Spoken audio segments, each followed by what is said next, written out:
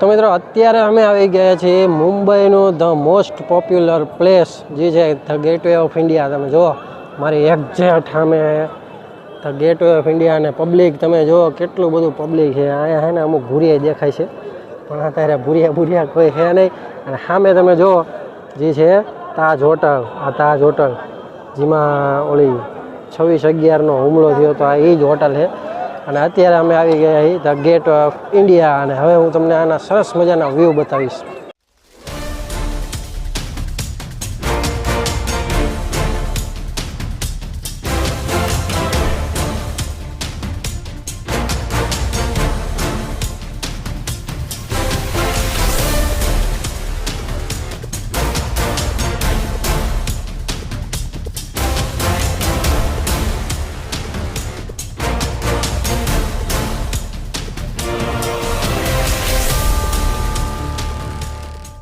સમજો મિત્રો, આ મારી સામે તમે આમ જુઓ ને કે પાછળ આ તમને ગેટવે ઓફ ઇન્ડિયા દેખાય. આ બાજુ છે તાજ હોટલ અને આ બાજુ જો એક દરિયાનો અદ્ભુત નજારો.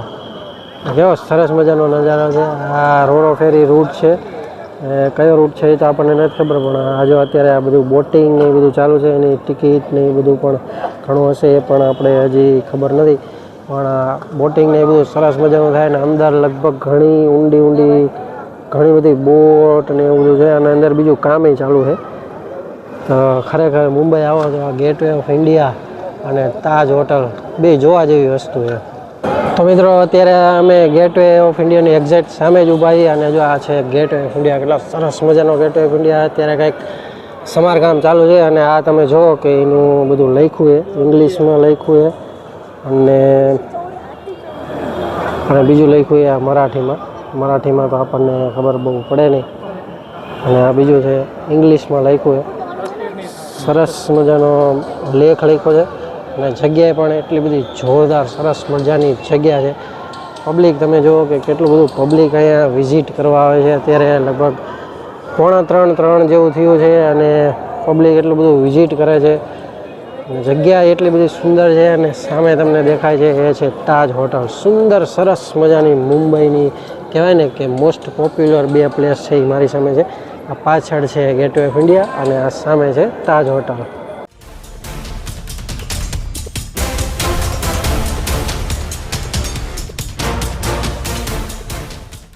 તો તમે આ ગેટવે ઓફ ઇન્ડિયાની પાછળ આવો તો પાછળનો નજારો કંઈક આવો દેખાય છે. જો પાછળ આટલું બધું પબ્લિક છે.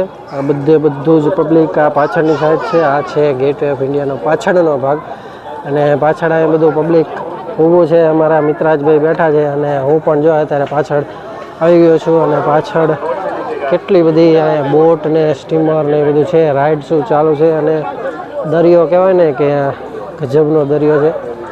સરસ મજાનું વાતાવરણ મળે એવું છે. તડકો એટલો બધો અત્યારે નડે છે પણ પાછળનો વ્યૂ તમે જુઓ ને તો એક નંબર વ્યૂ છે.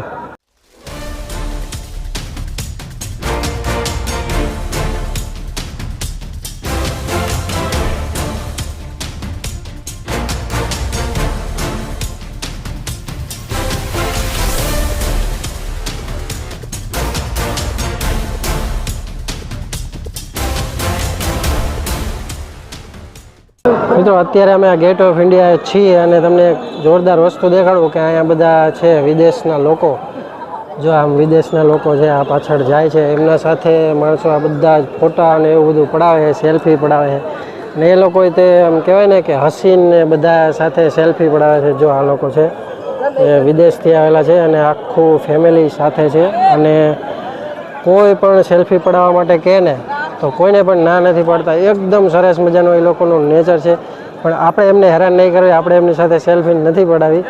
તો હું તમને બસ એટલું જ બતાવવા માગતો હતો કે આપણો નેચર અને એ લોકોનો નેચર કેટલો ડિફરન્સ પડે છે એ તમે જોઈ શકો છો.